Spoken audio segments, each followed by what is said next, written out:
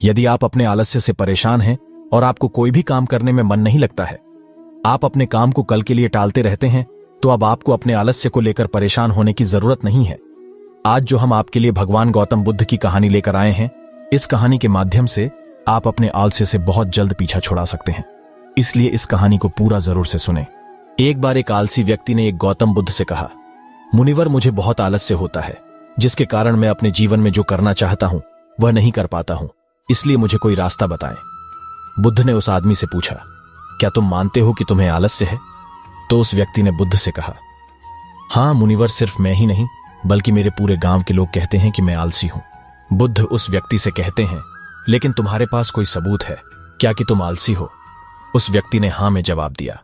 फिर गौतम बुद्ध उस व्यक्ति से पूछते हैं, तुम्हारे पास इसका कोई प्रमाण है क्या? व्यक्ति बोलता है, मुनिवर, मुझे पता है कि व्यायाम मेरे स्वास्थ्य के लिए अच्छा है, लेकिन मैं व्यायाम भी नहीं कर सकता क्योंकि मेरा आलस मुझे सुबह जल्दी उठने नहीं देता है। गौतम बुद्ध कहते हैं, अरे तुम ऐसे आलस्य से परेशान हो? व्यक्ति ने कहा, हां मुनिवर। बुद्ध ने कहा, लेकिन क्या तुम जानते हो कि आलस्य क्या है? उस व्यक्ति ने कहा कि मुझे नहीं पता कि आलस्य क्या होता है, लेकिन जो कुछ भी है यह बहुत बुरा है। बुद्ध ने कहा, सबसे पहले तुम्हें यह समझना चाहिए कि मनुष्य के भीतर जो कुछ भी स्वाभाविक रूप से है, इसका कुछ उपयोग है, यह बुरा या अच्छा नहीं है। आलस्य एक भावना है, यह एक विचार है जिसे हम अनजाने में अपने द्वारा निर्मित करते हैं। उस आदमी ने पूछा, लेकिन कैसे मुनिवर? फिर बुद्ध ने कहा कि आलस्य के जन्म होने के दो कारण हैं, पहला शारीरिक और दूसरा मानसिक। जब हम अपने शरीर को कोई ऐसा भोजन देते हैं जिसमें अपने आप में जीवन शक्ति ना हो, तो हमारे शरीर में सुस्ती पैदा हो जाती है, क्योंकि यह शरीर ऊर्जा से चलता है और जैसा हम इसे देते हैं वैसा ही व्यवहार करता है। हमारे शरीर के अंदर आलस्य का दूसरा कारण गलत तरीके से बैठना, गलत तरीके से सोना और गलत तरीके से चलना है। हम कभी इस बात पर ध्यान नहीं देते कि हमारे बैठने, लेटने और सोने की स्थिति सही है या नहीं।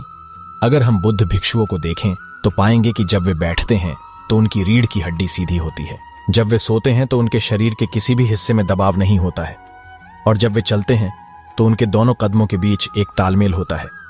शारीरिक स्तर पर आलस्य का तीसरा कारण सुबह जल्दी न उठना है। यह सुनकर वह व्यक्ति कहता है, हां मुनिवर, मैं सुबह जल्दी नहीं उठ पाता हूं। यह सुनकर बुद्ध मुस्कुराते हैं और कहते हैं, तुम सुबह जल्दी उठ सकते हो जब तुम रात में सोने का सही समय निर्धारित करोगे तब। प्रत्येक व्यक्ति को अनुशासन का पालन करना होता है, क्योंकि अनुशासन हमारे जीवन में संतुलन लाता है। ज्यादातर लोग अनुशासन को बुरा मानते हैं क्योंकि उन्हें लगता है कि अनुशासन उन्हें बांधता है, जबकि सच यह है कि अनुशासन हमें बांधता नहीं बल्कि मुक्त करता है। फिर वह व्यक्ति बुद्ध से पूछता है, लेकिन हमें यह कहां से शुरू करना चाहिए, जैसे ठीक से खाना, बैठना, लेटना या चलना या सुबह जल्दी उठना? बुद्ध कहते हैं, अभी से शुरू करो। इस समय तुम जो भी कर रहे हो ध्यान से करो। पहले तुम आलस्य को मन के स्तर पर समझ लो। वैसे तो अधिकांश स्थितियों में मन ही शरीर के कारण ही आलस्य पैदा करता है। मानसिक आलस्य का पहला कारण हमारी पुरानी गलत मान्यताएं हैं। हमें लगता है कि हम पिछली बार ऐसा नहीं कर पाए थे, इसलिए इस बार भी हम ऐसा नहीं कर पाएंगे। जब हम अपने आप को काबिल नहीं समझते हैं तो आलस्य अपने आप हम पर हावी हो जाता है। एक और कारण है छोटे और आलसी लोगों का समर्थन करना। कभी कभी ऐसा होता है कि आलस्य हमारे साथ नहीं होता है, लेकिन अन्य लोगों की वजह से यह हम में आ जाता है। ऐसा इसलिए होता है क्योंकि हम आलसी लोगों से जुड़ते हैं।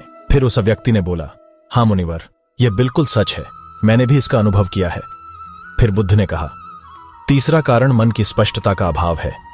मान लो तुम जंगल में खो गए हो और शाम हो गई है और तुम नहीं जानते हो कि तुम्हारा घर किस दिशा में है, तो ऐसे में क्या तुम आलसी होकर लेट जाओगे या अपने घर की तलाश में निकल रास्ता ढूंढोगे? उस व्यक्ति ने कहा, मैं घर की तलाश में निकलूंगा। तभी बुद्ध ने कहा, बहुत कोशिश करने के बाद भी अगर घर का रास्ता नहीं मिला तो क्या करोगे? व्यक्ति ने कहा, मैं फिर भी इसे ढूंढता रहूंगा क्योंकि मेरे पास कोई दूसरा विकल्प नहीं होगा। फिर गौतम बुद्ध कहा, आलस्य मनुष्य को तभी पकड़ता है जब उसके पास अनेक विकल्प हों। अगर किसी के पास एक ही विकल्प है तो उसका दिमाग पूरी तरह से खाली रहेगा। यदि तुम व्यायाम करने में सक्षम नहीं हो तो यह तुम्हारे मन की स्पष्टता की कमी के कारण है। तुम भविष्य में होने वाली बीमारियों को नहीं देख पाओगे। तुम उन बीमारियों के कारण होने वाले दर्द को महसूस नहीं कर सकते।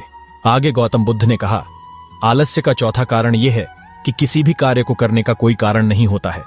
मान लो तुम सड़क पर कहीं जा रहे हो और काफी दूर तक चलने के बाद तुम थक जाते हो और अब चलने का मन नहीं करता, आलस्य हो रहा होता है। तभी तुम एक शेर को अपने पीछे दौड़ते हुए देखते हो। तो क्या तुम ऐसी स्थिति में भी अपने आलस्य के कारण वहीं रुके रहोगे? नहीं ना। तो इस बात को समझ लो कि आलस्य तुम्हें वह काम करने से रोकता है जिसके करने का कोई बड़ा कारण नहीं होता। तभी उस व्यक्ति ने बुद्ध से कहा, धन्यवाद मुनिवर, अब मुझे आलस्य का सारा खेल समझ में आ गया है। भगवान गौतम बुद्ध उस आलसी व्यक्ति से कहते हैं, मेरी एक बात हमेशा याद रखना, जहां स्पष्टता हो या कुछ करने का कोई बड़ा कारण हो, वहां आलस्य कभी नहीं हो सकता। कंक्लूजन, हम उम्मीद करते हैं कि आपको बुद्धा की कहानी से काफी कुछ सीखने को मिला होगा। अब आप भी अपने आलसीपन को गौतम बुद्ध के बताए गए उपाय के द्वारा दूर कर सकते हैं। अगर आपको भी अपने आलसपन से परेशान थे और अब आपने इसे दूर करने का संकल्प ले लिया है, तो हमें कमेंट करके जरूर बताएं और इस कहानी को अपने दोस्तों के साथ जरूर से शेयर करें।